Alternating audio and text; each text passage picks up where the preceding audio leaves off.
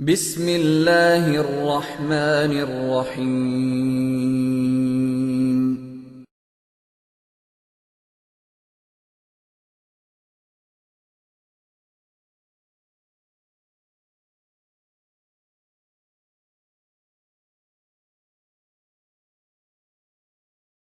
جماعت سے تعلق رکھنے والے بزرگ نوجوان دوستوں اور بھائیوں،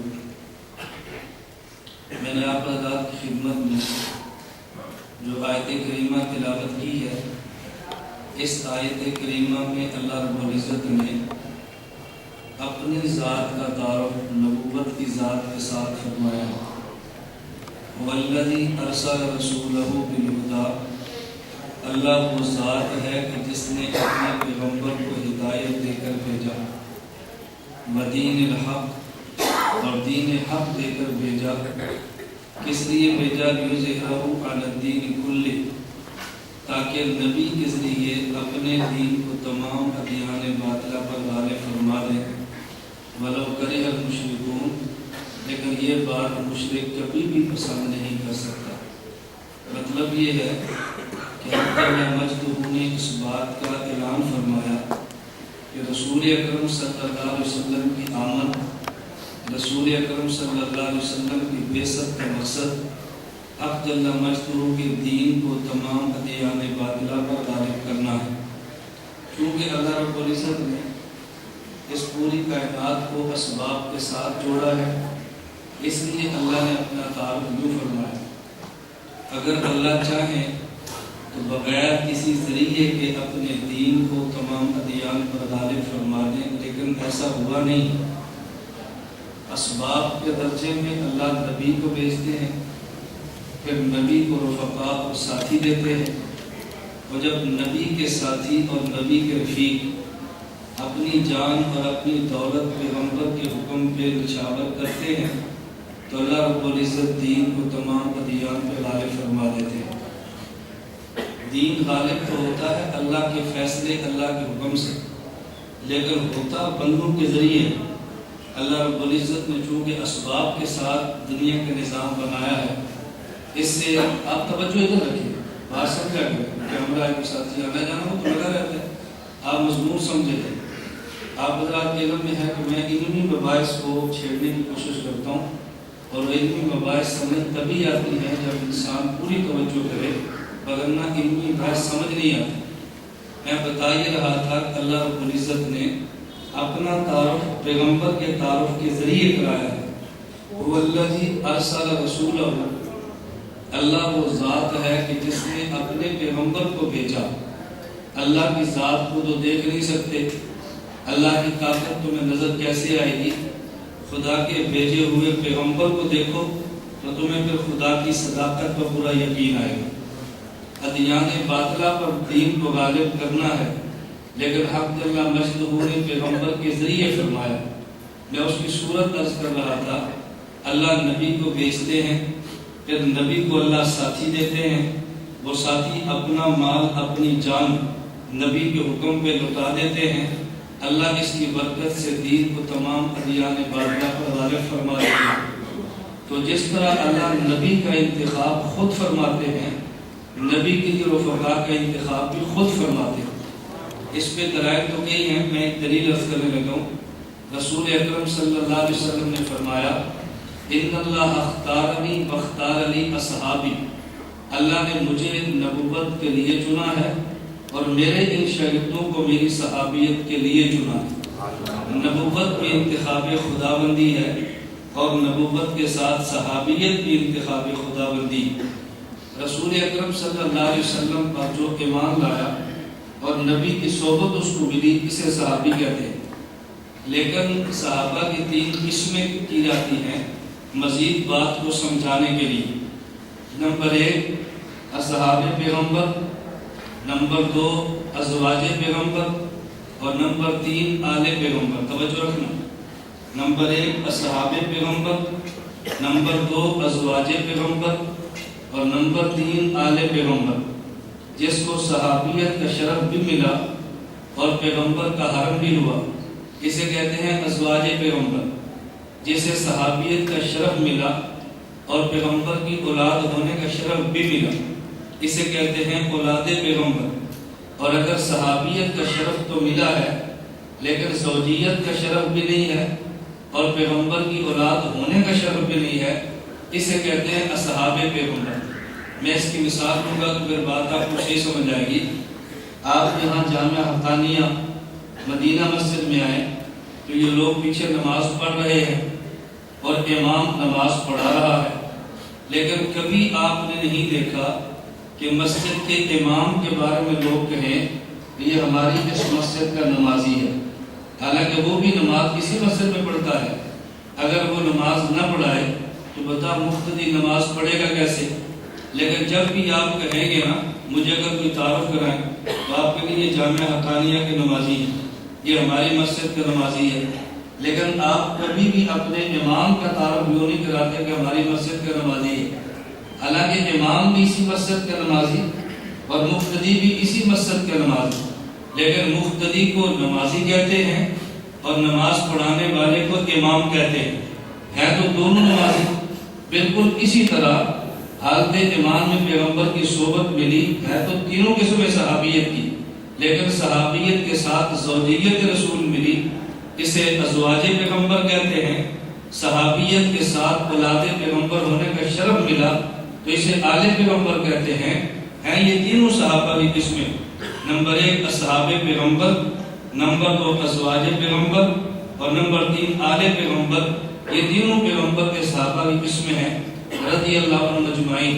اور یہ تین قسمیں کیوں بنی ہیں؟ ان تین قسموں کے بننے کی وجہ رسول اکرم صلی اللہ علیہ وسلم کی 3 خواہشات ہیں، اور 3 خواہشات کی تکمیل کے لیے اللہ نے اپنے پیغمبر کو 3 طبقے عطا فرمائے۔ میرے پیغمبر کی ایک خواہش ہے اللہ جو آپ نے دین دے کر مجھے بھیجا ہے یہ دین پوری دنیا پہ پھیل بھی جائے اور یہ دین پوری دنیا پہ غالب بھی آ جائے۔ میرے پیغمبر کی دوسری تمنا اللہ میری ایک زندگی خلوت کی ہے اور ایک زندگی جلوت کی ہے، میری خلوت کی زندگی جلوت میں چلی جائے، میری زندگی گھر کی بھی ہے، میری زندگی باہر کی بھی ہے۔ باہر کی زندگی امت کے سامنے ہے، اندر کمرے کی زندگی امت کے سامنے نہیں ہے، تو میری بند کمرے کی زندگی امت کے سامنے چلی جائے۔ نمبر 3 اے اللہ میرا دین دنیا پہ غالب بھی ہوا، تیرے دین کو پھیلا بھی دیا گیا، میری خلوت کی زندگی باہر بھی چلی گئی۔ اب میری آخری تمنا یہ ہے والذی نفسی بیدہ لوددت ان اقتل فی سبیل اللہ، مجھے تیرے راستے میں قتل بھی کر دیا جائے، میرا جی چاہتا ہے میرا جسم بھی تیرے راستے میں کاٹ دیا جائے، یہ میری تمنا ہے۔ تو رسول اکرم صلی اللہ علیہ وسلم کی 3 تمنائیں اور خدا نے تینوں تمناؤں کے لیے نبی کو 3 طبقے عطا فرمائے ہیں۔ جہاں تک یہ تمنا کہ نبی کا دین دنیا میں پھیل جائے، اس کے لیے انتخاب ہوا اصحاب پیغمبر کا۔ نبی کے دین کو لیا اور دنیا میں پھیلا دیا، نبی کے دین کو لیا پوری دنیا میں پہنچا دیا، نبی کے دین کو لیا اور تمام ادیان پہ غالب فرما دیا۔ اور دوسری تمنا پیغمبر کی خلوت کی زندگی جلوت میں چلی جائے، اس کے لیے انتخاب ہے ازواج پیغمبر کا۔ حضور صلی اللہ علیہ وسلم نے رات نماز کیسے پڑھی ہے، پیغمبر رات کو کیسے سوئے ہیں، پیغمبر نے غسل کیسے کیا ہے، نبی گھر والوں کے پاس کیسے رہے ہیں، یہ خلوت کی زندگی باہر دینے کے لیے اللہ نے انتخاب فرمایا ازواج پیغمبر کا۔ اور نبی کی خواہش میں قتل ہو جاؤں، اس کے لیے انتخاب فرمایا خدا نے آل پیغمبر کا۔ آپ کہیں گے وہ کیسے؟ نبی کی تمنا ہے میں خدا کے راستے میں قتل ہو جاؤں، کافر کی تمنا ہے حضور پاک صلی اللہ علیہ وسلم کو قتل کر دیں۔ اگر نبی پاک قتل ہو جاتے حضور کی تمنا تو پوری ہوتی، لیکن کافر کی آنکھ بھی ٹھنڈی ہوتی۔ ہم نے الیاذ باللہ محمد صلی اللہ علیہ وسلم کو قتل کر دیا ہے۔ خدا نے نبی کی تمنا کو یوں پورا کیا، حضور کی تمنا پوری ہو گئی اور کافر کی آنکھ بھی ٹھنڈی نہیں ہوئی۔ نبی پاک صلی اللہ علیہ وسلم مکہ مکرمہ میں ہے، کفار مکہ نے گھر کا گھیراؤ کیا، حضور صلی اللہ علیہ وسلم کو آج رات قتل کر دینا ہے۔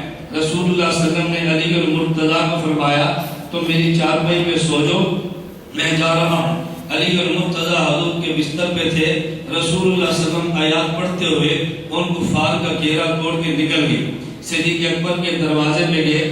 صدیق تو پہلے اس دن کی انتظار میں تھے، رسول اللہ صلی اللہ علیہ وسلم نے صدیق کو لیا تو مکہ سے مدینہ منورہ کا رخ کیا ہے. تو جب نبی پاک صلی اللہ علیہ وسلم غار پہ پہنچے ہیں تو صدیق اکبر نے عرض کیا رسول اللہ صلی اللہ علیہ وسلم سے حضور آپ ٹھہریں، پہلے غار میں میں جاتا ہوں، میرے جانے کے بعد آپ جانا. چونکہ غار میں سانپ بھی ہوتے ہیں، غار میں بچھو بھی ہوتے ہیں، اگر سانپ اور بچھو آ جائیں تو مجھے وہ ڈسے، میرا پیغمبر محفوظ رہ جائے، مجھے نقصان پہنچے، میرے پیغمبر کی ذات کو نقصان نہ پہنچے. تو جب مکہ مکرمہ میں کفار نے نبی کو قتل کرنا چاہا، قد شاہد الوجوہ اور آیات پڑھی، حضور وہاں سے نکل گئے، خدا نے بچا لیا ہے. جب نبی غار میں گئے ہیں سانپ آیا تو صدیق کی ایڑی ہے، صدیق کے ذریعے خدا نے نبی کو بچا لیا ہے. اور اگر باہر ابو جہل اینڈ کمپنی آئی ہے تو اللہ رب العزت نے ان سے بچاؤ کا کیسا بہترین انتظام فرمایا.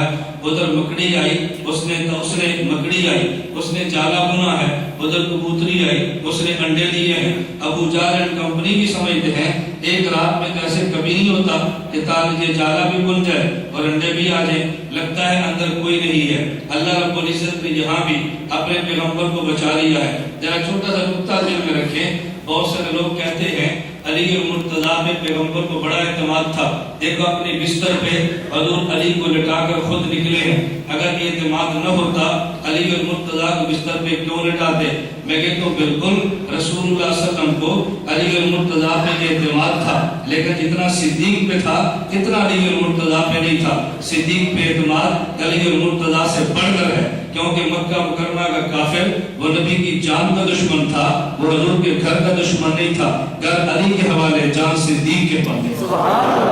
اور حضور کی جان کے دشمن تھے، نبی کے گھر کو گرانا تو نہیں چاہتے تھے. پھر لوگوں نے کہا علی کتنے امین اور امانت دار ہیں، رسول اللہ صلی اللہ علیہ وسلم نے کتنا اعتماد کیا ہے کہ مکے کی ساری امانتیں علی المرتضیٰ کے حوالے کر دی ہے. میں نے کہا بالکل علی المرتضیٰ امین ہیں، لیکن صدیق ان سے بڑھ کے امین ہیں. اللہ کے نبی کے پاس امانتیں دو ہیں، ایک امانت وہ ہے جو مشرکین مکہ کی ہے جسے دراہم اور دینار کہتے ہیں، اور ایک امانت وہ ہے جو خود خدائے پاک کی ہے جسے محمد کی ذات کہتے ہیں. نبی پاک نے دونوں امانتوں کو تقسیم کر دیا. جو مشرکین مکہ کی امانت اس کا امین علی کو بنایا، وہ حوالے علی کی ہے، اور جو خدا کی امانت محمد کا وجود اس کو حوالے صدیق کے کیا ہے. علی کے یہ تیرے حوالے، صدیق یہ تیرے حوالے.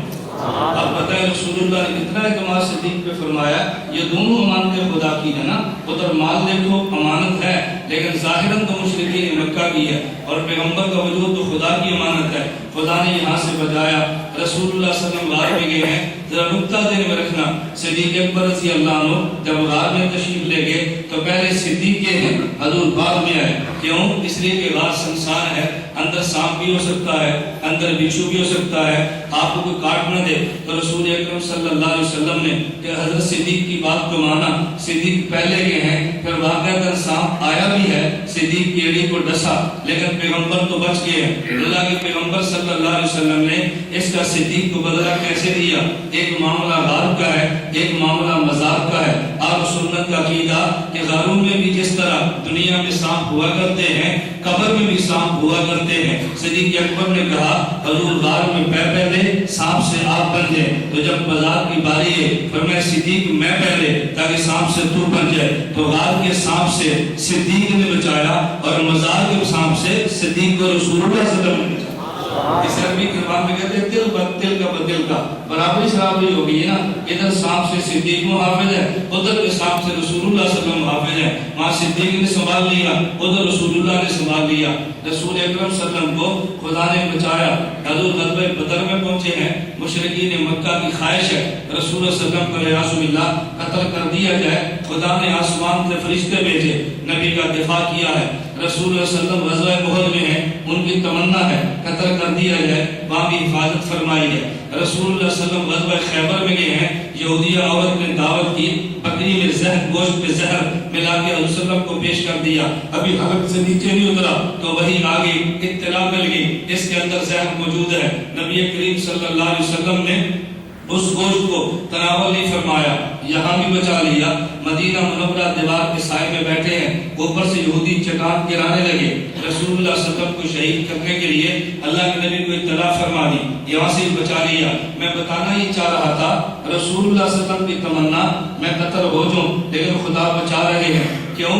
کافر کی تمنا ہے ہم قتل کر دیں، اگر اللہ کے نبی قتل ہو جاتے حضور کی آنکھ تو ٹھنڈی، حضور کی خواہش پوری ہوتی، لیکن کافر کی آنکھ بھی ٹھنڈی ہوتی۔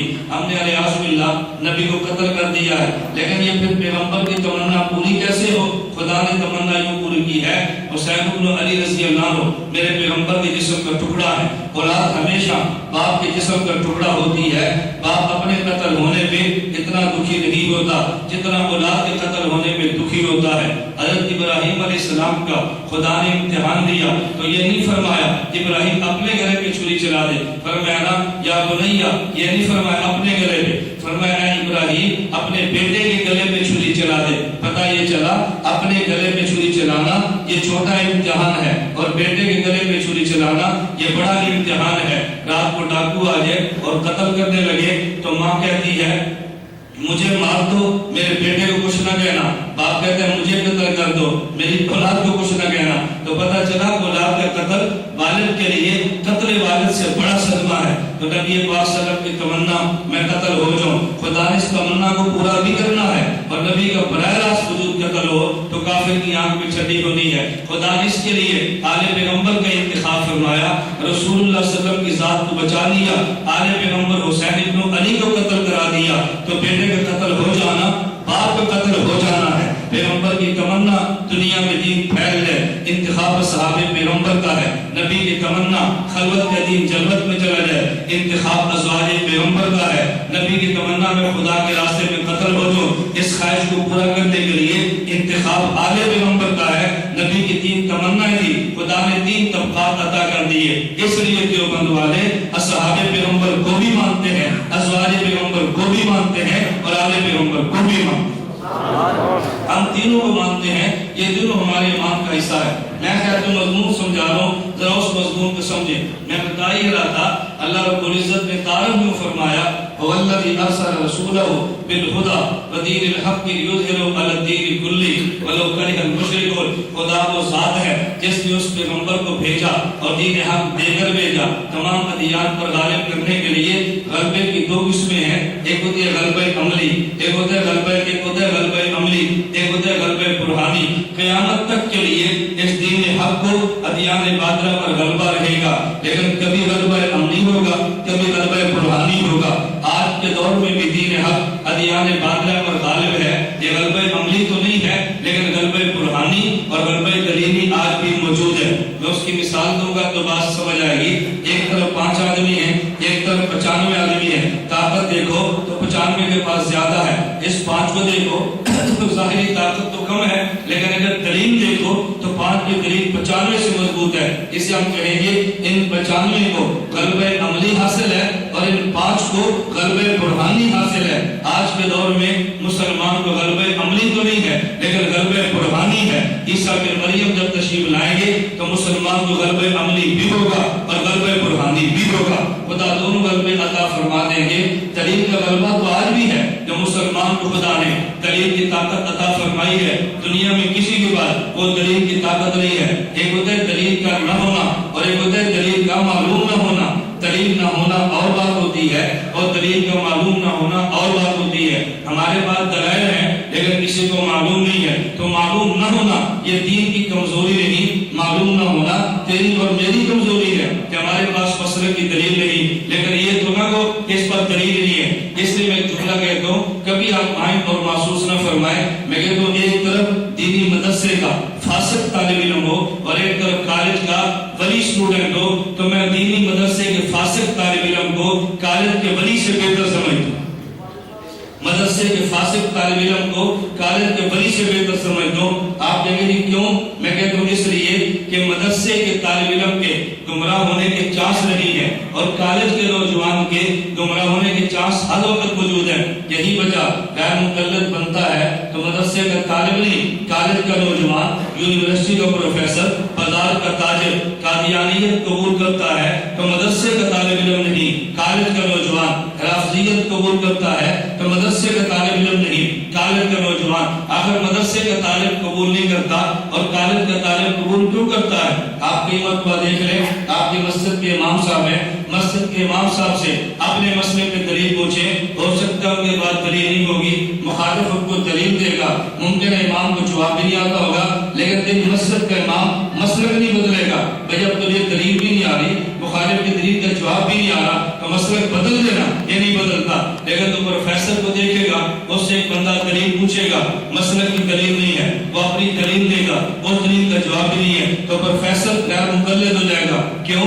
کہتے ہیں میرے پاس دلیل نہیں ہے۔ تو سوال یہ ہے، اگر مسجد کے امام کو مدرسے کے طالب علم کے بعد اپنے مسئلے کے دلیل بھی نہیں ہے اور اس کی دلیل کا جواب بھی نہیں ہے، یہ نہیں بدلتا، اور کالج کا نوجوان اپنے مسئلے پر دلیل نہیں ہے، مخالف کی دلیل کا جواب نہیں ہے تو بدل جاتا ہے۔ ان دونوں میں وجہ یہ ہے، مدرسے کے طالب علم نے 10 سال تک استاذ کے سامنے بیٹھ کے اپنے مذہب پہ دلائل پڑھے ہیں، اپنے مذہب پہ دلائل سنے ہیں، لیکن اسے یاد نہیں ہے، اور کالج کے نوجوان نے اپنے مذہب پہ دلائل کبھی سنے ہی نہیں ہے۔ اسے جب مخالف آتا ہے تو کالج کا نوجوان کہتا ہے ہمارے مسئلے پہ دلیل نہیں ہے، اور مدرسے کا طالب علم کہتا ہے ہمارے مسئلے پر دلیل ہے لیکن مجھے یاد نہیں ہے۔ بات سمجھ آ گئی؟ کالج کا نوجوان کیا کہتا ہے ہمارے مسئلے پہ دلیل نہیں ہے، اور مدرسے کا طالب علم کیا کہتا ہے دلیل ہے لیکن مجھے یاد نہیں ہے۔ بتاؤ دونوں میں کتنا فرق ہے؟ اس کے بعد دلیل پڑھی نہیں ہوتی وہ پھسل جاتا ہے، اور اسے دلیل پڑھی ہوتی ہے یاد نہیں کی ہوتی، یہ کبھی نہیں پھسلتا۔ کیوں؟ کہتے استاد جی نے دلیل دی تھی مجھے یاد نہیں تھی، فلاں شرح میں لکھی ہے مجھے یاد نہیں، فلاں کتاب میں درج ہے مجھے معلوم نہیں ہے، یہ کبھی نہیں بدلتا۔ ایک ہوتا ہے دلیل کا نہ ہونا اور ایک ہوتا ہے دلیل کا معلوم نہ ہونا۔ دلیل نہ ہونا اور بات ہے اور دلیل کا معلوم نہ ہونا اور بات ہے۔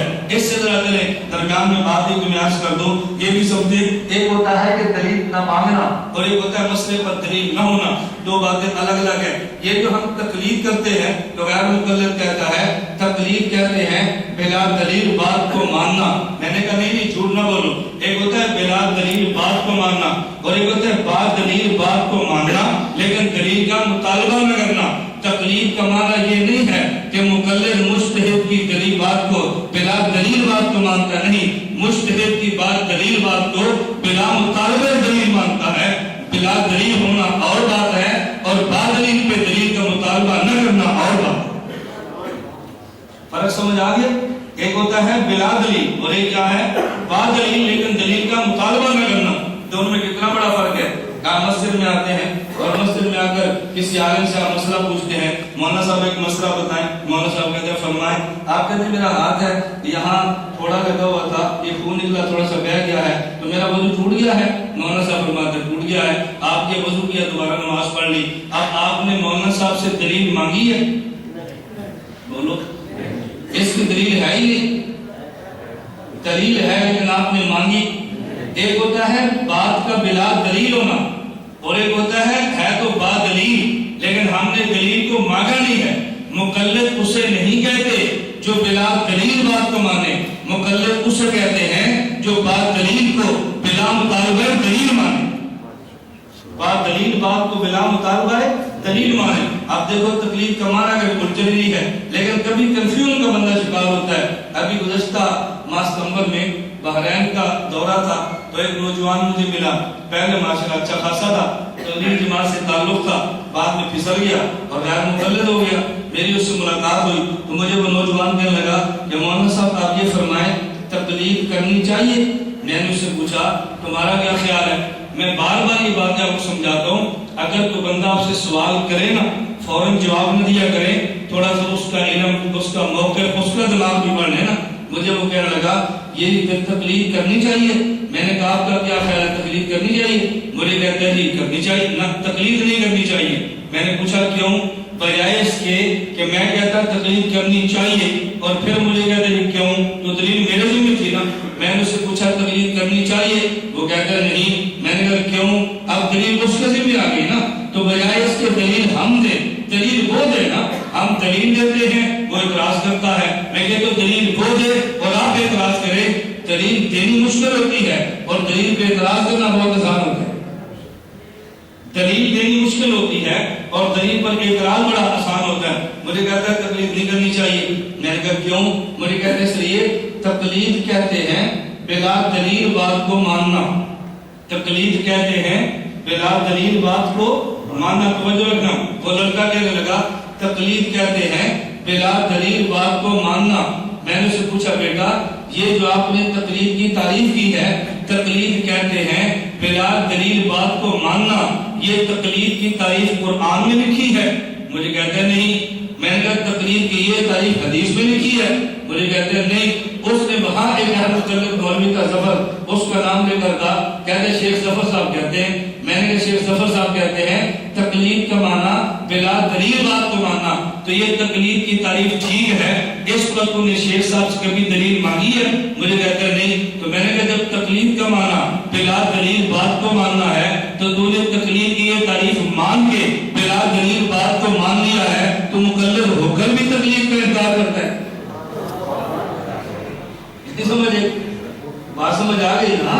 تو میں نے کہا تو مقلد ہو کر بھی تقلید کا انکار کرتا ہے. کہتا ہے پھر؟ میں نے کہا شیخ ظفر سے پوچھے, مجھ سے اس سے پوچھے نا کہ یہ جو سر آپ نے تقلید کا میں معنی سمجھایا ہے کہاں لکھا ہے؟ مجھے کہتے ہیں وہ کہتے ہیں حنیفیوں کی کتاب میں لکھا ہے. تو میں نے کہا حنیفیوں کی کتاب ماننی چاہیے؟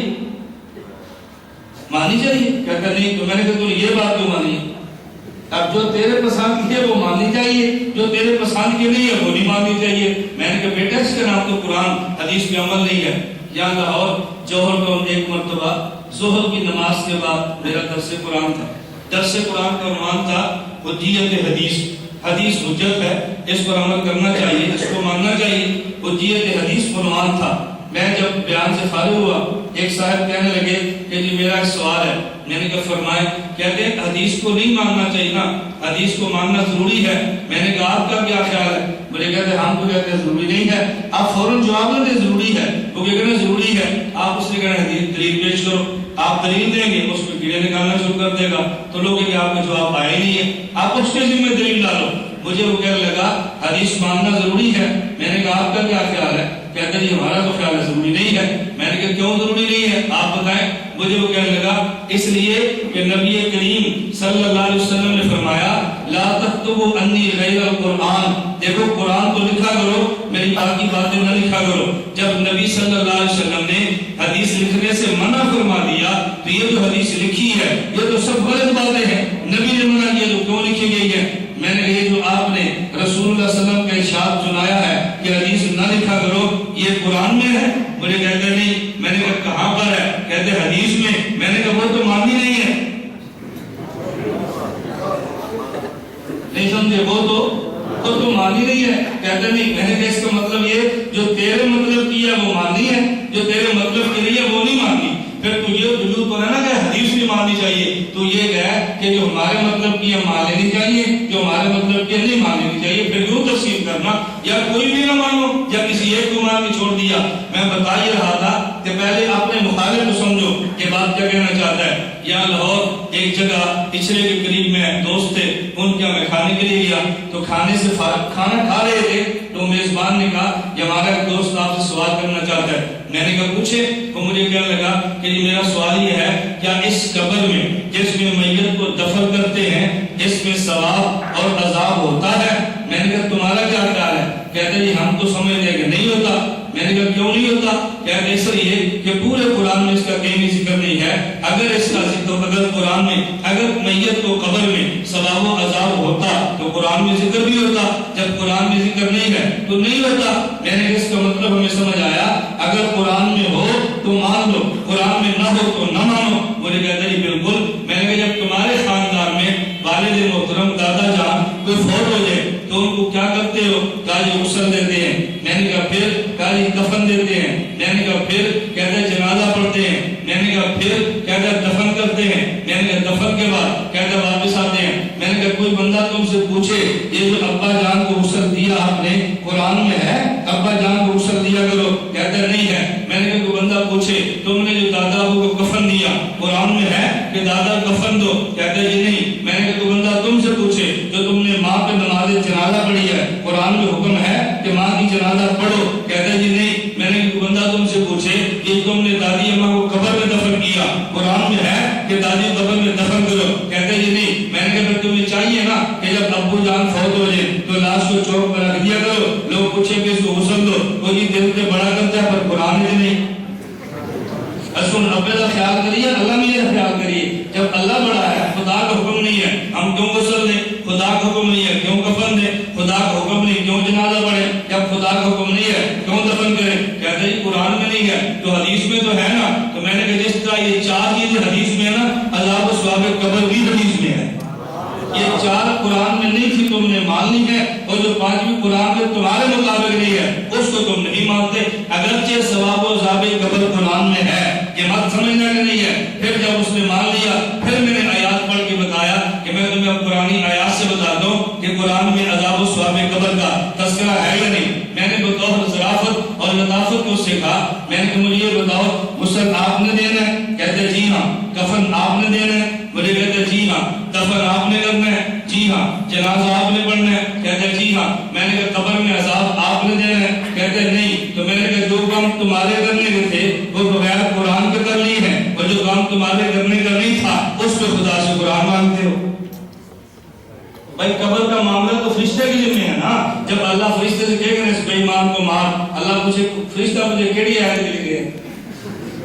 یہ تو فرشتہ پوچھے نا کون سی آیت میں لکھا ہوا ہے، تو کیسے پوچھتا ہے؟ جو تیرے کرنے کے کام تھے وہ بغیر قرآن میں دیکھے کر دیے، جو تیرے کام کرنے کا نہیں تھا اس پر تو لوگوں سے قرآن کے مطالبے کرتا ہے۔ اللہ میں بات سمجھنے کی توفیق عطا فرمائے۔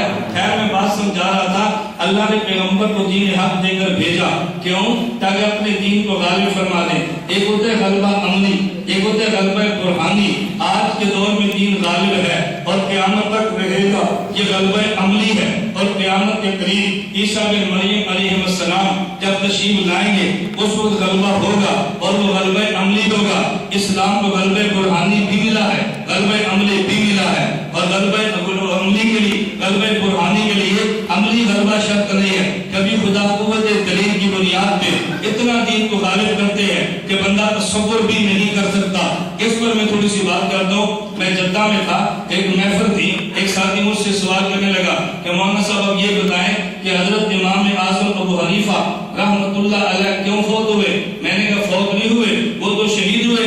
مجھے کہتے ہیں وہ کیسے؟ میں نے کہا تمہارے علم میں نہیں ہے۔ خلیفہ وقت نے امام ابو حنیفہ سے کہا آپ چیف جسٹس بنے، قاضی قضات بنے۔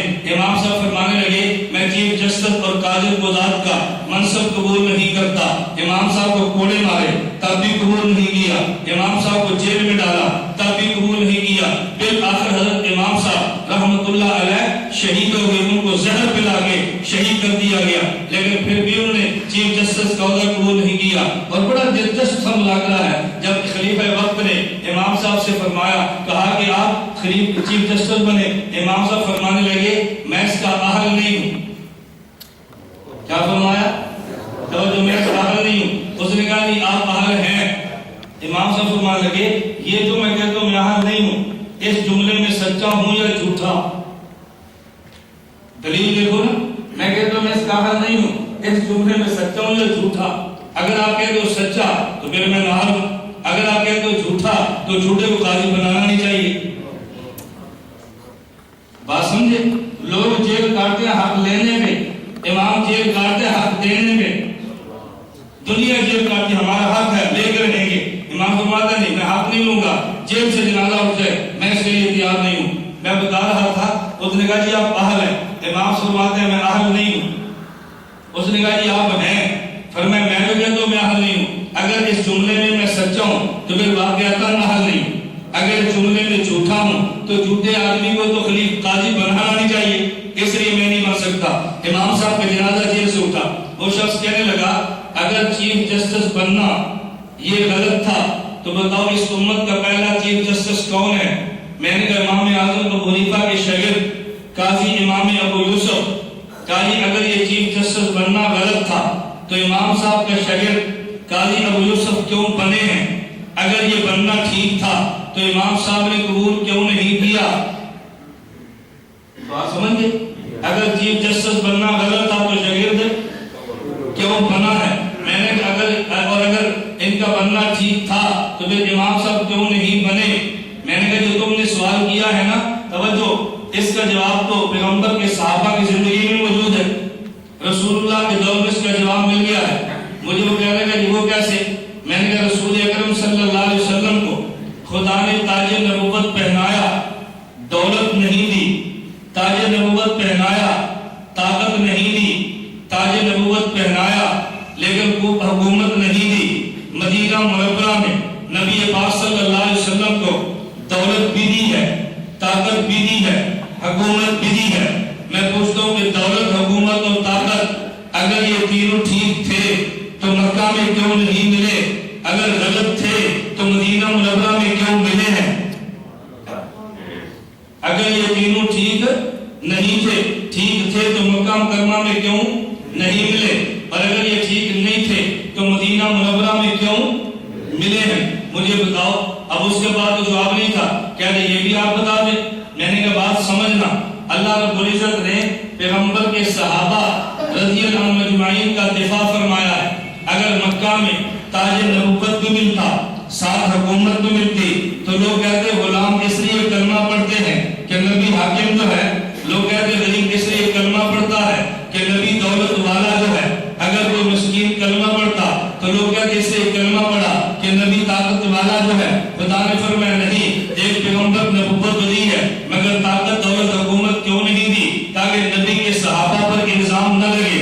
بلال آئے ہیں، ریت پہ تختی پہ لیٹ رہے ہیں، خباب آئے ہیں، اگاروں پہ لیٹ رہے ہیں، حضرت پیغمبر کی صحابیہ آئی ہیں، آنکھیں زنیرہ کے نکل رہی ہیں، پیغمبر کی صحابیہ آئی ہیں، سمیہ کے جسم کے دو ٹکڑے ہو رہے ہیں، پیغمبر نے کلمہ پیش کیا، صدیق اپنی دکانیں لٹا رہے ہیں۔ پتہ یہ چلا صحابہ دولت کے لیے نہیں آئے تھے، وہ طاقت کے لیے نہیں آئے تھے، وہ مال کے لیے نہیں، حکومت کے لیے نہیں آئے تھے، لیکن بعد میں خدا نے مدینہ منورہ میں دے بھی دی، یہ بتانے کے لیے یہ دولت، حکومت اور طاقت کے لیے آئے نہیں تھے لیکن حق انہی کا ہے، اس لیے آئے نہیں تھے لیکن حق انہی کا ہے۔ میں نے کہا ہمارے امام اعظم ابو حنیفہ رحمۃ اللہ علیہ وہاں اگر چیف جسٹس بن جاتے، آج دنیا کا 70% مسلمان حنفی ہے، دنیا میں 70% مسلمان فقہ حنفی کو مانتا ہے، پوری دنیا کے ہر اسلامی ملک میں پبلک لا فقہ حنفی ہوتا ہے، اور آج سعودی عرب میں بھی جہاں قانون کی بات آتی ہے تو فقہ حنفی کے مطابق پبلک لا بنتے ہیں۔ میں نے کہا مسئلہ اصل اتنا تھا کہ جو اس نے پبلک لا بننا تھا، دنیا میں سے 70% مسلمان نے امام کا مقلد ہونا تھا، اگر امام صاحب چیف جسٹس بن جاتے تو لوگ کہتے فقہ حنفی اس لیے پھیلی ہے، ان کا امام طاقت والا جو تھا، امام کا جنازہ جیل سے اٹھا، خدا نے بتا دیا یہ دلیل کی بنیاد پہ پھیلی ہے، لیکن چیف جسٹس بننا حق بھی انہی کا ہے، یہ دلیل کی بنیاد پہ پھیلی ہے، یہ طاقت اور دولت کی بنیاد پہ نہیں پھیلی۔ فقہ حنفی کو غلبہ موجود ہے لیکن غلبہ برہانی، خدا نے غلبہ برہانی دیا، امام کا جنازہ جیل سے اٹھا، ایک وقت آیا خدا نے اس کو غلبہ عملی بھی دے دیا، جس طرح نبی کے دین کو غلبہ برہانی ملا ہے، قیامت سے پہلے غلبہ عملی بھی ملے گا۔ فقہ حنفی کو خدا نے پہلے غلبہ برہانی دیا اور پھر غلبہ عملی دیا، تو جس طرح اسلام کی ترتیب ہے خدا نے اسی کے مطابق دیا۔ کبھی لوگ ایک پہلو کو دیکھتے ہیں اور دوسرے پہلو کو بھول جاتے ہیں، ایک پہلو کو دیکھا کہ اعتراض آ گیا، دوسرے پہلو کو دیکھا تو اعتراض ان کا بالکل غائب ہوتا ہے، لیکن اس پہلو کو دیکھتے نہیں۔ میں اس کی ایک مثال دیتا ہوں، مجھے ایک شخص کہنے لگا کہ دیکھو حضرت صاحب ہدایہ، تمہاری ہدایہ فقہ کی معتبر ترین کتاب ہے۔ میں نے کہا جی بالکل، قاری صاحب ہدایہ کو دیکھو، یہ تو گستاخی صحابہ ہے رضی اللہ عنہم اجمعین۔ میں نے کہا صحابہ کا گستاخ کیسے؟ کہتے یہ بتاؤ صحابی کو کیا کہتے ہیں؟ میں نے کہا رضی اللہ عنہ، غیر صحابی ولی کو کیا کہتے ہیں؟ میں نے کہا رحمت اللہ علیہ، توجہ رکھنا، صحابی کو رضی اللہ عنہ اور غیر صحابی ولی کو رحمت اللہ علیہ کہتے ہیں۔ ہدایہ والا کہتا ہے ان کا ابی حنیفہ کا رضی اللہ عنہ، وہ تو ابو حنیفہ جو صحابی نہیں ہے انہیں رضی اللہ عنہ وہ کہتے ہیں، یہ تو صحابہ کی گستاخی ہے۔ میں نے کہا کوئی گستاخی نہیں ہے۔ مجھے کہتے ہیں کیوں؟ میں نے کہا غیر صحابی ولی کو رضی اللہ عنہ کہنا یہ ہدایہ کا طریقہ نہیں ہے، یہ تو خود قرآن کا ہے۔ مجھے کہتے ہیں کہاں لکھا ہے؟ میں نے کہا پارہ نمبر 11 رکوع نمبر 2 کا آواز ہے، والسابقون الاولون من المہاجرین والانصار والذین اتبعوہم بإحسان رضی اللہ عنہم۔ خدا نے فرمایا وہ صحابہ جو انصار ہیں وہ بھی رضی اللہ عنہم، وہ صحابہ جو مہاجرین ہیں وہ بھی رضی اللہ عنہم،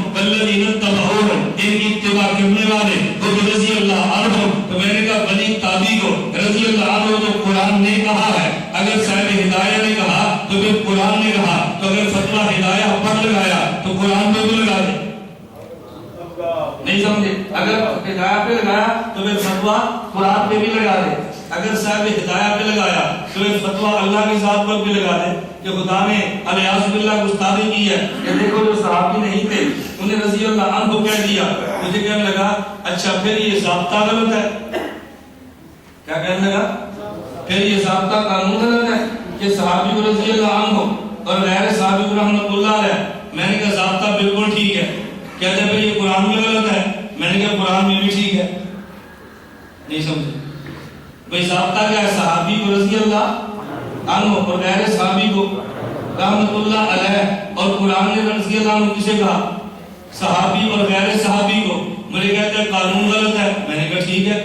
پھر قرآن میں غلط ہے. میں نے کہا قرآن میں بھی ٹھیک ہے. کہتے ہیں یہ کیسے؟ یہ بھی ٹھیک اور وہ بھی ٹھیک. میں نے کہا عقل ہو تو دونوں باتیں سمجھ آتی ہیں. اللہ فقاہت کی نعمت عطا فرمائے الجھنیں ختم ہو جاتی ہیں، اور فقاہت کی نعمت نہ ملے الجھنیں کبھی ختم نہیں ہوتی. توجہ رکھنا.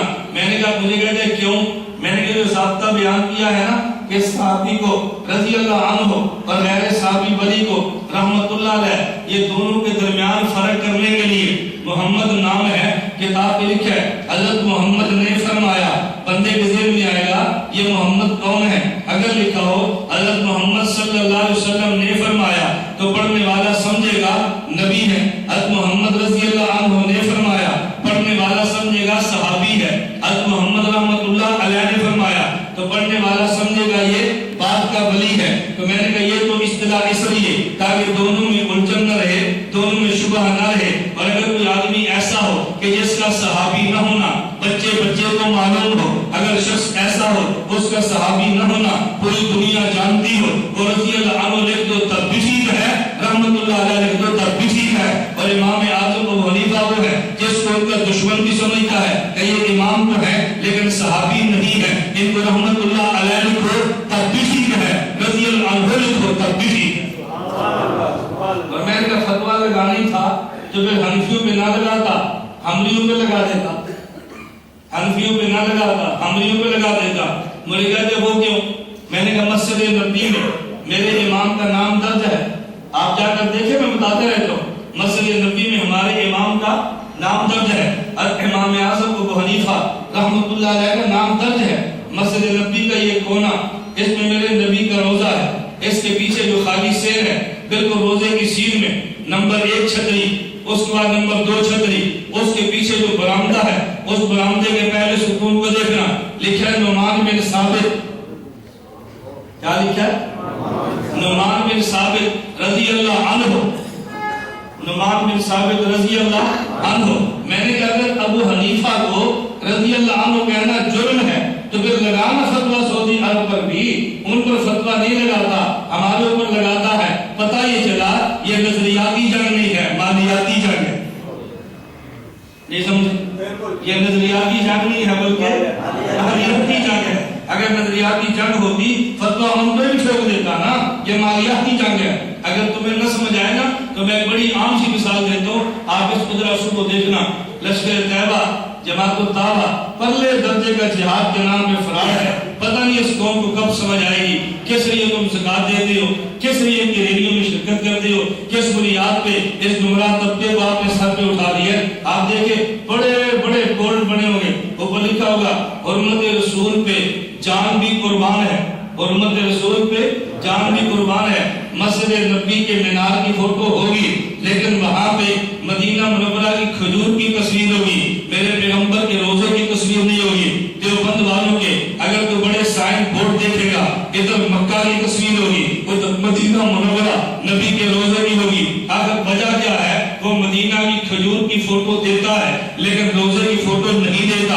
اس لیے اس کا تعلق مدینے کے روزے سے نہیں ہے، اس کا تعلق مدینے کی کھجور سے ہے. دیوبند والوں کو مدینے کا روزہ مبارک، تجھے مدینے کی کھجور مبارک. کھجور کا مطلب سمجھ گئے؟ مال. کھجور کا مطلب کیا ہے؟ مال. تجھے پیسوں کا مسئلہ، ہمیں پیغمبر کے روزے کا مسئلہ ہے. تمہیں نہ یقین آئے میں سے اور آسان بات کرتا ہوں. تم چلے جاؤ خیر مقلد کے جا کے پوچھو حضرت قبلہ کا مسئلہ تو بتائیں. وہ پوچھے گا کہ کیا؟ آپ اس پوچھے کہ میرا جی چاہتا ہے میں یہاں سے سعودی عرب جانے لگا ہوں، میری خواہش ہے میں پہلے مدینہ جاؤں نبی کا روزہ دیکھنے کے لیے، میں مدینہ جانا چاہتا ہوں۔ اس نے کہنا نہ جانا، یہ شرک ہے، نبی کے روزے کے نیت سے سفر نہ کرنا، یہ گناہ ہے، ایک دن گزرنے دے پھر دوسرے دن جانا۔ پوچھنا حضرت میں نے ایک مسئلہ پوچھنا ہے۔ شیخ صاحب پوچھیں گے کیا مسئلہ؟ آپ کہہ رہے ہیں میں مدینہ منورہ جانا چاہتا ہوں، مجھے ویزا مدینے کا ملا ہے، کیا مدینے کے ویزے پہ مدینہ جا کے ریال کمانا، مزدوری کرنا جائز ہے؟ شیخ فرمائیں گے جائز کیا؟ عبادت ہے، رزق حلال کمانا عبادت ہے۔ تو نبی کا روزہ دیکھنے کے لیے مدینے جانے کا فتویٰ پوچھے تو یہ شرک ہے، اور ریال کمانے کے لیے مدینہ منورہ جانے کا فتویٰ پوچھے تو عبادت ہے۔ تو پھر مان لینا اس کا تعلق ریال سے ہے، دیوبند کا تعلق پیغمبر کے روزے سے، ہمارا تعلق روزے سے، اس کا تعلق ریال سے۔ آج یہی دنیا میں امت کو بات سمجھ نہیں آ رہی، اللہ میں بات سمجھنے کی توفیق عطا فرمائے۔ میں نے کہا بھی اصول بھی ٹھیک ہے، قرآن کریم بھی ٹھیک ہے، کبھی بندے کو بات سمجھ نہیں آتی، توجہ چلے بات چل پڑی۔ میں کہتا ہوں کبھی ضابطوں میں غلط فہمی کیسے ہوتی ہے۔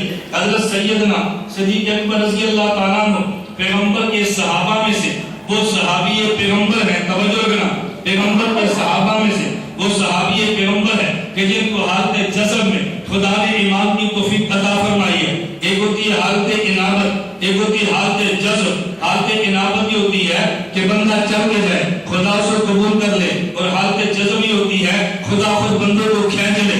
سیدنا صدیق اکبر نے کلمہ پڑھا تو گویا خدا نے کھینچا ہے، اس کا سبب کیا بنا؟ ابو بکر صدیق رضی اللہ عنہ جوانی کا عالم ہے، رسول اللہ سے 2 سال عمر میں چھوٹے ہیں۔ ابو بکر صدیق رضی اللہ عنہ کی عمر 16 سال ہے، نبی کی عمر 18 سال ہے، 2 سال عمر میں چھوٹے ہیں۔ ابو بکر صدیق نے سفر کیا اور شام کے علاقے میں گئے ہیں۔ شام کے علاقے میں جب ابو بکر صدیق رضی اللہ عنہ پہنچے تو خواب دیکھی ہے، عیسائی عالم سے خواب کی تعبیر پوچھی، اس نے کہا یبعث النبی من قوم، تمہاری قوم سے ایک شخص نبی مبعوث ہوگا، اور ابو بکر یاد رکھ لے کیا وہ دعوی نبوت کرے گا، انت تکون وزیرہ فی حیاتہ وخلیفۃ بعد مماتہ، جب اس دنیا میں ہوگا ابو بکر تو ان کا وزیر بنے گا، ان کے دنیا سے جانے کے بعد تو ان کا جانشین اور خلیفہ بنے گا۔ ابو بکر صدیق رضی اللہ عنہ نے اپنے خواب کو چھپا لیا، فاصلہ من الکائنات کلھا، پوری کائنات سے چھپا کے رکھا۔ حضرت صدیق اکبر اپنے کاموں میں لگے۔ ایک وقت وہ آیا جب رسول اللہ صلی اللہ علیہ وسلم نے نبوت کا اعلان کیا، ابو بکر صدیق آئے اور آ کر پوچھنے لگے یا محمد ما دلیل ولا ما تدعی، ابھی تو رسالت کا اقرار نہیں کیا تھا، اس لیے یا محمد کہا، یا محمد صلی اللہ علیہ وسلم ما دلیل ولا ما تدعی، حضور آپ نے جو دعوی نبوت کیا ہے اس دعوی نبوت کے دلیل کیا ہے؟ ابو بکر صدیق رضی اللہ عنہ نے پوچھا۔ الخصائص الکبریٰ میں امام سیوطی نقل فرماتے ہیں رسول اللہ صلی اللہ علیہ وسلم نے فرمایا الدلیل علی ما ادعی رؤیا کلتی رأیت فی الشام، اے صدیق میرے دعوی نبوت پہ دلیل وہ خواب ہے جو تو نے شام میں دیکھی ہے اور آج مجھ سے مسئلہ پوچھا۔ وہ خواب جو تو نے دیکھی آج مجھ سے پوچھی ہے۔ صدیق اکبر میں حدیث مبارک میں صدیق اکبر نے فعانتا نبی پاک صلی اللہ علیہ وسلم سے معاملہ کیا، لپٹ کے قبل ما بین عینیہ ہے، حضور پاک کی پیشانی کا بوسہ لے لیا۔ محدثین نے لکھا ہے صدیق اکبر باہر وہ شخص ہے کہ جب کلمہ پڑھا تو نبی کا بوسہ لیا، جب نبی دنیا سے گئے ہیں تب بھی صدیق نے بوسہ لیا، جب ملے تب بھی بوسہ، جب جدا ہوئے تب بھی بوسہ۔ ابو بکر صدیق ہے، لوگ مسئلہ پوچھ رہے ہیں وہ جو بڑے ہاتھ چومنا جائز ہے؟ میں نے کہا صدیق سے پوچھ، رضی اللہ عنہ صدیق سے پوچھ، یہ جائز ہے کہ نہیں؟ میری بہت دوستو یاد رکھنا یہ تو مسئلے عقیدت کے ہوتے ہیں، ان کو آدمی دلائل سے سمجھانا چاہے تب بھی نہیں سمجھ آ سکتی۔ جب میں عقیدت میں فضائل سناؤ بھئی عالم صاحب ہیں تو نہیں اس کے دل میں آئے گی، اور جب عقیدت ہو تمہیں پیچھے دھکیلنا پڑے گا تو پھر بھی چمنا ہوتا ہے۔ ابو بکر صدیق رضی اللہ فوراً آنا تھا، حضور سے مانگا گیا قبل ما بین عینیہ، حضور کی پیشانی کا بوسہ لے لیا، کلمہ پڑھا۔ اب میں نے یہ بات کیوں سنائی ہے؟ ایک ہوتا ہے ضابطہ، ایک رخ کو دیکھا اور دوسرے کو نہیں دیکھا، رخ کیا تھا؟ آپ نے سنا ہوگا کہ حضرت صدیق اکبر رضی اللہ عنہ وہ واحد شخص ہے کہ جس نے دلیل نہیں مانگی اور کلمہ پڑھا، سنا ہے، اور بقیہ نے دلیل مانگی اور کلمہ پڑھا۔ آپ نے تو یہ سنا ہے اور میں نے تو یہ بات بتائی ہے کہ ابو بکر صدیق رضی اللہ عنہ نے دلیل مانگی ہے، یا محمد ما دلیل ولا ما تدعی۔ اب آپ کہو گے کہ وہ جو پھر ضابطہ وہ غلط ہے کہ باقی نے دلیل مانگی اور کلمہ پڑھا، صدیق نے دلیل نہیں مانگی اور پھر کلمہ پڑھا، اور آپ تو کہتے ہیں دلیل مانگی ہے۔ میں نے کہا وہ ضابطہ بالکل ٹھیک ہے کہ بقیہ نے دلیل مانگی ہے، صدیق نے دلیل مانگی اور بغیر پڑھا، تو پھر یہ واقعہ غلط ہے۔ میں نے کہا واقعہ بھی ٹھیک ہے، کہا یہ بھی ٹھیک اور وہ بھی ٹھیک۔ میں نے کہا ایک پہلو کو دیکھا اور دوسرے پہلو کو آپ نے دیکھا نہیں، کبھی تو اعتراض ہوا نا۔ کیا مطلب؟ صدیق اکبر رضی اللہ عنہ نے دلیل تو مانگی ہے، لیکن مطالبہ دلیل دو قسم کا ہے۔ ایک ہے مطالبہ دلیل بغض و عناد اور نفرت کا، ایک ہوتا ہے مطالبہ دلیل اعتقاد و عقیدت اور محبت کا۔ دونوں میں کتنا فرق ہے؟ ابھی بیان سے پہلے مثال دیتا ہوں۔ ایک بچہ قرآن کی تلاوت کرتا ہے، تلاوت آپ کو پسند آتی ہے، آپ فوراً پوچھتے ہیں کہ مولانا قاری صاحب اس بچے نے کس قاری صاحب سے قرآن پڑھا ہے؟ پوچھا نا، بچے نے تلاوت کی ہے، اس کے تلفظ ٹھیک نہیں تھے، مخارج ٹھیک نہیں تھے، لہجہ بھی ٹھیک نہیں تھا، آپ مجھے اس نے کس قاری سے قرآن پڑھا ہے؟ دونوں سوال ہیں۔ اب جو پہلا سوال ہے اس کا مطلب آپ نے قاری پوچھنا نہیں ہے، بلکہ خوش ہونا ہے کہ ماشاءاللہ کس استاد سے قرآن پڑھا ہے، دیکھو قرآن تو ہوا نا۔ اور جو دوسرا آپ نے سوال کیا نا، اس میں محبت نہیں ہے، اس میں نفرت کا پہلو ہے، حقارت کا پہلو ہے، بات عقیدتی کا پہلو ہے۔ بھئی اس نے قرآن کس سے پڑھا ہے؟ دیکھو اس کو قرآن پڑھنا نہیں آتا، اس کون ہے؟ تو دونوں میں فرق ہے نا۔ بالکل اسی طرح ایک بندہ دلیل پوچھتا ہے حضور پاک سے مخالفت میں، ایک دلیل پوچھتا ہے موافقت میں۔ یہ تو کہتے ہیں صدیق نے دلیل نہیں پوچھی، دلیل مخالفت نہیں پوچھی، اور جو میں نے دی ہے یہ دلیل مخالفت نہیں، دلیل موافقت۔ کلمہ تو دل میں اتر گیا نا صدیق کے، وہ تو خواب پہلے دیکھ چکے تھے، یہ تو صدیق اکبر نے موافقت میں پوچھی ہے۔ حضور آپ نے نبوت کے اعلان فرمایا، دلیل کیا ہے؟ دلیل نہ دی، صدیق کے دل میں تو کلمہ اتر چکا تھا اس خواب کی وجہ سے، ان کو یقین تھا کہ ایک دور آنا ہے کہ حضور اعلان فرمائیں گے اور میں کلمہ پڑھوں گا۔ پھر ایک مثال اس پہ غور سمجھے، اہل سنت والجماعت کا عقیدہ ہے نبی کریم صلی اللہ علیہ وسلم مدینہ منورہ میں اور نبی کریم صلی اللہ علیہ وسلم کی فیض اور پیغمبر کی رحمت پوری دنیا میں ہے۔ اہل بدعت کا عقیدہ ہے کہ خود نبی کریم صلی اللہ علیہ وسلم ہر جگہ پہ ہے۔ اہل سنت کا عقیدہ حضور پاک صلی اللہ علیہ وسلم مدینہ منورہ اور نبی کا فیض ہر جگہ۔ اہل بدعت کا عقیدہ فیض نہیں، خود حضور ہر جگہ۔ وہ ایک دلیل پیش کرتے ہیں، کہتے ہیں صحیح بخاری میں روایت ہے کہ جب میت کو قبر میں دفن کر دیا جاتا ہے، فرشتہ تین سوال کرتا ہے۔ نمبر 1 امام ربوں کا، بتاؤ تمہارا رب کون ہے؟ نمبر 2 ما تقول فی ھذا الرجل، بخاری شریف کے لفظ ما تقول فی ھذا الرجل، اس شخص کے بارے میں تو کیا کہتا ہے؟ نمبر 3 ما دینک، بتا تیرا دین کیا ہے؟ اب آدمی اعتراض کرنے لگا، جی کہ عربی زبان میں اگر کوئی دور ہو اسے کہتے ہیں ذالک، وہ اگر قریب ہو اسے کہتے ہیں ھذا، یہ۔ تو دیکھو اگر نبی پاک صلی اللہ علیہ وسلم مدینہ منورہ میں ہے تو فرشتہ یوں کہے ما تقول فی ذالک الرجل، اس شخص کے بارے میں کیا خیال ہے؟ وہ کہتے ہیں ما تقول فی ھذا الرجل، اس شخص کے بارے میں تیرا کیا خیال ہے؟ اس کا مطلب یہ ہے نبی کریم صلی اللہ علیہ وسلم قبر مبارک میں قبر میں آتے ہیں تو ایک وقت میں ایک سیکنڈ میں تو لاکھوں بندے قبر میں جاتے ہیں۔ اس کا مطلب حضور پاک صلی اللہ علیہ وسلم لاکھوں قبروں میں آگے ہیں۔ اسی کا معنی ہر جگہ ہر کسی کے پاس ہے۔ میں نے کہا نا تو بات کو سمجھا نہیں ہے، تیری دلیل کا خلاصہ کیا تھا؟ اگر حضور دور ہوتے مدینہ میں بڑا فرشتہ کہتا ہے ما تقول فی ذالک، چونکہ حضور ادھر ہے تبھی تو ما تقول فی ھذا کہتا ہے۔ میں نے کہا دلیل بنتی نہیں ہے، کہتے ہیں کیوں نہیں ہے؟ میں نے کہا قرآن کریم میں ہے ابراہیم علیہ السلام کی قوم وہ ستاروں کی پوجا کرتی، چاند کی پوجا کرتی اور وہ سورج کی پوجا کرتی۔ ابراہیم علیہ السلام نے اپنی قوم کو دلیل سے سمجھانا چاہا۔ قرآن کہتے ہیں فلما جنّا علیہ اللیل رأى کوكبا، جب رات چھا گئی ابراہیم علیہ السلام نے ستاروں کو دیکھا تو فرمایا ھذا ربی، کیا فرمایا؟ ھذا ربی نہیں، ھذا ربی، ھذا ربی، یہ خدا ہے۔ بس اب بات تکلم کے لہجے سے مسئلہ سمجھ آتا ہے، پہلے سمجھ نہیں آتا۔ ویسے کیا ہوگا کہ رات ستارہ دے گا تو فرمایا ھذا ربی، یہ میرا رب ہے، یہ نہیں تھا۔ جب ستارہ دے گا تو پوچھا ھذا ربی، یہ میرا رب ہے۔ فلما افلا، جب ستارہ ڈوب گیا فرمایا لا احب الآفلین، ارے ڈوبنے والا رب ہو نہیں سکتا۔ میں نے کہا بتاؤ ابراہیم علیہ السلام کی ستارہ قریب تھا یا دور؟ کہا جی دور تھا۔ تو میں نے کہا پھر ذالکہ کہنا چاہیے نا، کیا کہنا چاہیے؟ ذالکہ۔ تو ھذا کیوں کہا ہے؟ تو کہتے ہیں یہ اگر دور ہو تو ذالکہ کہتے ہیں، میں نے بتایا دور ہے تو پھر بھی ھذا کہتے ہیں۔ مجھے کہنے لگا تو پھر یہ ضابطہ غلط ہے، نہیں سمجھے؟ پھر یہ ضابطہ غلط ہے کہ دور والے کو وہ اور ذالکہ، قریب والے کو یہ اور ھذا۔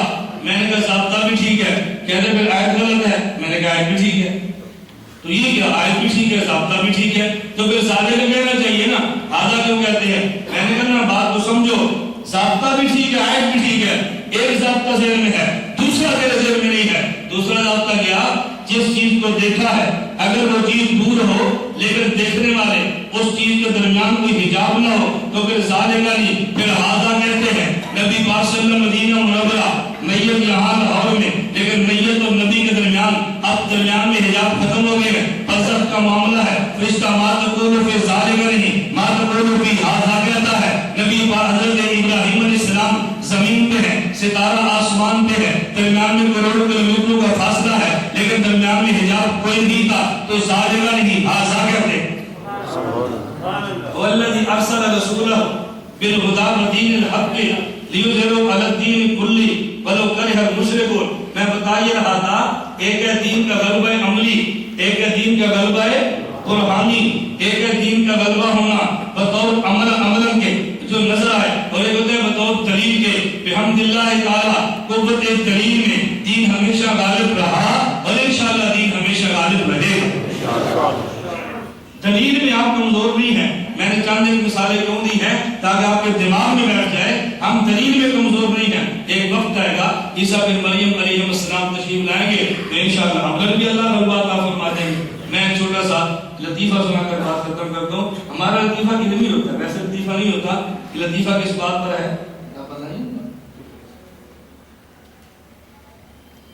لطیفہ کس بات پر اچھی طرح سمجھ. لطیفہ اس بات پر میں نے ابراہیم علیہ السلام جب ستارے کو دیکھا تو کیا فرمایا, بولو ہاذا ربی نہیں ہاذا ربی. میں نے کہا اب ہاذا ربی کو ہوگا تو بات سمجھ آئے گی نا. ابراہیم علیہ السلام نے ستارے کو دیکھا تو پوچھا یہ خدا ہے, یہ رب ہے. اگر یہ ترجمہ یوں نہ یوں کہو یہ رب ہے, اور میں جب ستارے کو دیکھا تو میں یہ رب ہے, اس طرح تو بات بنتی نہیں ہے نا. تو نے کیا فرمایا جب ستارہ دیکھا تو کیا فرمایا یہ میرا رب ہے. اب یہ لہجہ نہ ہو تو بات کھلتی نہیں. میں اس میں سنانے لگوں. ایک غیر مقلد نے کہا تمہاری فقہ قرآن کے خلاف. میں نے کہا کیوں؟ کہتے ہیں قرآن میں ہے کہ ماں اپنے بچے کو 2 سال تک دودھ پلائے, اور فقہ حنفی میں لکھا ہے کہ 2.5 سال تک پلائے.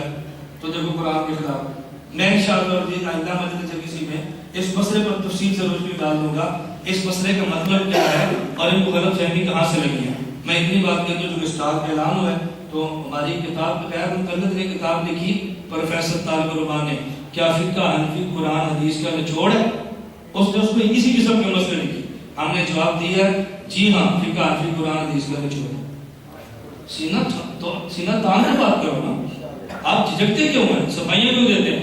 اس نے پوچھا کیا فقہ حنفی قرآن حدیث کا نچوڑ ہے. ہم نے کیا کہا جی ہاں فقہ حنفی قرآن حدیث کا نچوڑ ہے. میں کہا پتر جواب آ گیا, ان جواب کو جواب لکھا. اب اس کا جواب لکھو نا پھر جواب تمہارے ذمہ ہے انشاءاللہ. لکھو اللہ نے زندہ رکھا میں عافیت کے ساتھ ہم انشاءاللہ دیوبند کے سارے قرضے اتار دیں گے انشاءاللہ. آپ بالکل بھی مانو خدا نے چاہا ہم قرضے اتار دیں گے انشاءاللہ. بس آپ دعائیں فرماتے رہیں. احمد رضا خان نے کتاب لکھی تھی حسام الحرمین. اس کا مضبوط اور مطلق جواب نہیں تھا. آگے حسام الحرمین کا تحقیقی جائزہ بیگ پڑھے, آپ اس کو دیکھیں. یہ سبز پگڑی باندھ کے ڈانس کرتے والے پیزا سیفیہ کتاب آ گئی. پھر کیا سیفیہ پاک پڑھنے کا تحقیقی جائزہ. میں گیا اسی مہینے کی بات ہے, پورے والا سے گزرا تو مجھے ایک ساتھ کہتا ہے ایم سی دیکھیے. میں کہنا نہیں کرنٹ مول بھی تھی کرنٹ مول بھی تھی. اگر سبز پگڑی اور چٹیاں پگڑیاں نہیں انگلی مار کے بنا لگتا. آپ دیکھو نا کیا ذکر ہے. اللہ محفوظ رکھے.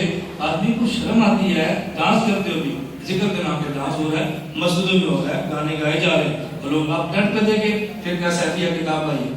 خیر جو میں بات سمجھا مجھے کہتے ہیں فقہ حنفی قرآن حدیث کے خلاف ہے. میں نے کہا کیوں؟ کہتے ہیں قرآن میں ہے کہ ماں اپنے بچے کو 2 سال تک دودھ پلائے اور فقہ حنفی میں 2.5 سال تک پلائے. یہ مسئلہ غلط اس نے کہا, فقہ حنفی میں یوں نہیں ہے. میں پھر انشاءاللہ اس کی وضاحت کروں گا, تھوڑی سمجھانے میں دیر لگنی ہے.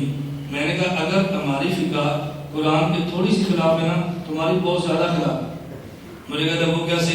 میں نے کہا تمہاری کتاب فقہ تمہاری کتاب ہے ہدیۃ المال میں جو مسئلہ لکھا ہوا ہے وَيَجُوزُ إِرْزَاقُ الْكَبِيرِ وَلَوْ كَانَ ذَا لِحْيَةٍ. وَلَوْ كَانَ جس پڑھ لو میں سمجھانا وَلَوْ كَانَ صالحیت لتجویز النظر. ترجمہ کیا ہے؟ کہتے ہیں بڑا آدمی اگر عورت کا دودھ پینا چاہے تو پی سکتا ہے. کتنا بڑا؟ داڑھی والا بندہ. کون سا بندہ؟ داڑھی والا بندہ دودھ پی سکتا ہے. کیوں؟ لتجویز النظر. وجہ دیکھو، کسی عورت کو دیکھنے کو دل کرے نا، اس کا دودھ پینے دیکھنا حلال ہے، ماں بڑھ گئی. منہ دیکھنا جائز نہیں کہ چھاتی اس کو دیکھ لو. دیکھنا جائز نہیں ہے، چومنا جائز ہے. کیا سمجھ آئی؟ تو میں نے کہا بھی ہمارا اگر بات مان لیں جو تم نے کہا تمہارے مطابق، مسئلہ وہ نہیں جو ان نے بتایا، اگر مان بھی لیں کہ فقہ میں لکھا ہے کہ 2.5 سال کا بچہ دودھ پی سکتا ہے، تو تھوڑا سا قرآن کے خلاف ہے. نہیں سمجھے؟ اور یہ کہتا ہے داڑھی والا پی سکتا ہے، تو یہ کی فقہ پر زیادہ خلاف ہے. اس پر میں نے کہا تھا وَيَجُوزُ إِرْسَالُ الْكَبِيرِ وَلَوْ كَانَ ذَا لِحْيَةٍ. ایک داڑھی ہے ہماری کو ذا لحیہ ہے کیا بولنا نہیں؟ بھئی ہماری تو ذا لحیہ ہے داڑھی والا، اور ان کی ذا لحیہ نہ کو گئے تو بولنا نہیں داڑھی. اور سمجھ آئی؟ اس لیے جب اس عبارت کا حوالہ پیش کرے نا تو یوں نہ پیش کیا کرے وَيَجُوزُ إِرْسَالُ الْكَبِيرِ وَلَوْ كَانَ ذَا لِحْيَةٍ لِتَجْوِيزِ النَّظَرِ. یہ تو ساری داڑھی ہوئی نا. مسئلہ کیا ہے؟ قیامت والے دن یہاں کہ داڑھی والا بندہ بھی عورت کا دودھ پی سکتا ہے تاکہ اس عورت کو دیکھنا جائز ہو جائے. مسئلہ جو ہے نا، اس لیے آپ دوبارہ کیوں پڑھیں وَيَجُوزُ إِرْسَالُ الْكَبِيرِ وَلَوْ كَانَ ذَا لَحِيَةٍ. جتنی داڑھی ہوتے ہی ذا ہونے چاہیے. ساری داڑھی پوری ہے، ذا چھوٹا ہے، داڑھی لمبی ہے، جزاک اللہ خیر. اللہ ہم سب کو بات سمجھنے کی توفیق عطا فرمائے. وآخر دعوانا الحمدللہ. کیا خالی سگریٹ پینے سے وضو ٹوٹ جاتا ہے یا نہیں؟ سگریٹ خالی پیے یا سگریٹ بھر کے پیے وضو نہیں ٹوٹتا، لیکن خالی پینا بھی ٹھیک نہیں ہے اور بھر کے پینا بھی ٹھیک نہیں ہے. خالی پینا کیوں ٹھیک نہیں ہے؟ اس لیے کہ ایسا ایک لقمہ کھانا جو آدمی کی طبیعت کو نقصان دے، اس کا کھانا حرام اور ناجائز ہے. اور 1 روپیہ بھی فضول خرچی کرنا یہ اسراف کے اندر آتا ہے. سگریٹ یہ صحت کو بھی نقصان دیتا ہے اور فضول خرچی بھی ہے، مضر صحت بھی ہے اور یہ اسراف بھی ہے.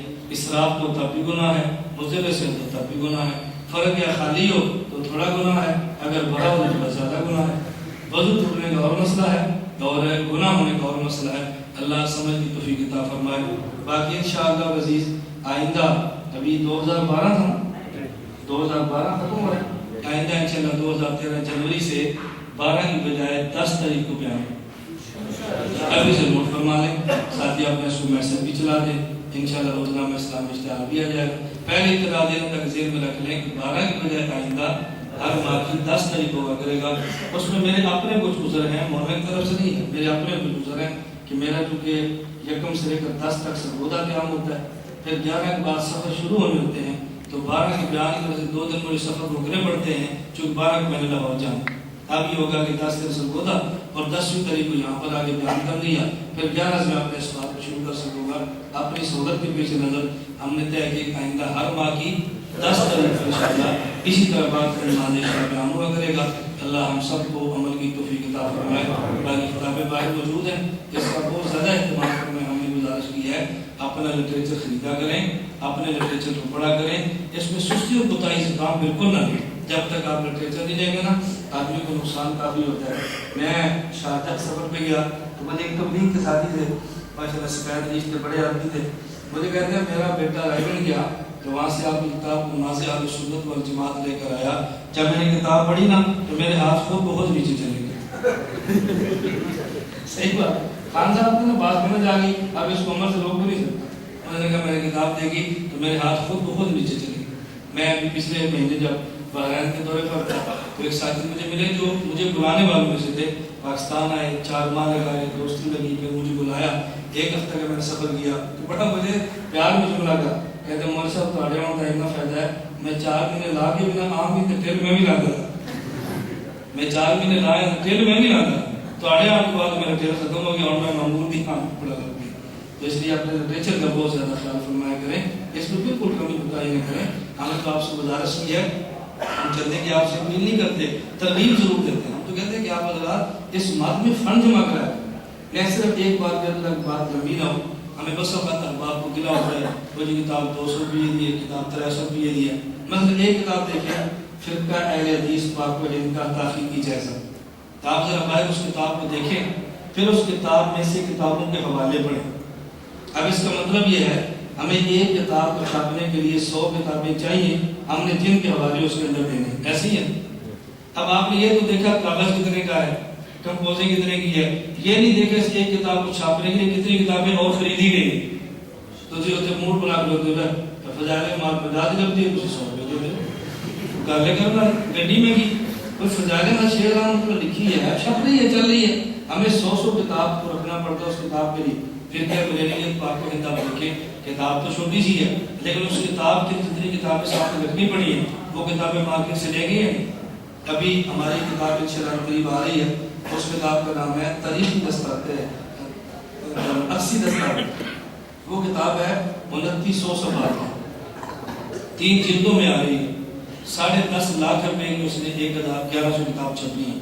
یہ اس کی اصل لاگت کا خرچہ ہے. اس میں کیا ہے غیر مقلدین کا عقیدہ، جس کتاب میں عقیدہ ہے اس کتاب کا اصل صفحہ اور اس کتاب کا ٹائٹل پورے پروف کے ساتھ، اور اوپر 3 زبانوں میں، انگلش میں، عربی میں، اردو میں. مثلا کا عقیدہ ہے کہ صحابہ حجت نہیں ہے، یہ عربی میں لکھا ہوگا، اردو میں لکھا ہوگا، انگلش میں لکھا ہوگا.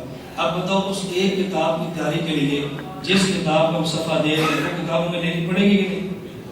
بتاؤ لینی پڑے گی. اچھا بتاؤ 10.5 لاکھ اس کی لاگت آئی ہے، تو جو کتنے لاکھ کی کتابیں آئی ہیں وہ کدھر گئی؟ بجائے اس کے کہ آپ ہمارے معامل بنتے. ہمیں دکھ ہوتا ہے جب ساتھی باتیں کرتے ہیں 200 کی کتاب 150 کی کتاب مطالعے کرتے ہیں. آپ شفقت فرمائیں، لٹریچر خریدیں.